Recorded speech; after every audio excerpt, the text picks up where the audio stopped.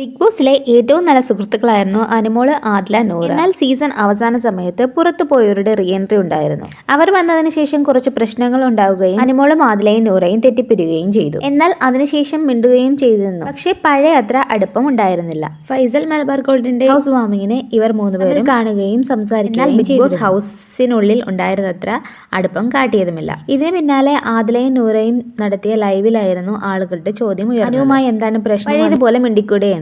അതിന് ആദിലയും നൂറയും നൽകിയ മറുപടി, അനുവിനോട് ഒരു പ്രശ്നവുമില്ല, അനുവിന് ഞങ്ങളോടും ഒരു പ്രശ്നവും തന്നെയില്ല, എപ്പോഴും ഞങ്ങളുടെ നല്ല സുഹൃത്ത് തന്നെയാണ് എന്നായിരുന്നു. അടുത്ത ചോദ്യം, എന്തുകൊണ്ട് നിങ്ങൾ അനുവിന്റെ വീട്ടിലേക്ക് പോകുന്നില്ല എന്നായിരുന്നു. അതിന് ആദില നൽകിയ മറുപടി, അനു നമ്മളെ വിളിക്കട്ടെ, വീട്ടിലേക്ക് ക്ഷണിക്കട്ടെ, അപ്പോൾ പോകാം എന്നായിരുന്നു. എന്നാൽ ഒരു ഇന്റർവ്യൂ സമയത്ത് അനുവിനോട് ആദില നൂറ വിളിച്ചിരുന്നു എന്ന് ചോദിക്കുന്നുണ്ട്. അപ്പോൾ അനു പറഞ്ഞ മറുപടി, ഇല്ല, അവരെന്നെ വിളിച്ചില്ല എന്നാണ്. എനിക്ക് തോന്നുന്നു ഈഗോ ആവാം ഇവർ തമ്മിലുള്ള പ്രശ്നം. എത്രയും പെട്ടെന്ന് ഈഗോയും തമ്മിലുള്ള പ്രശ്നങ്ങളൊക്കെ മാറി ഏറ്റവും നല്ല ഫ്രണ്ട്സായി മാറട്ടെ.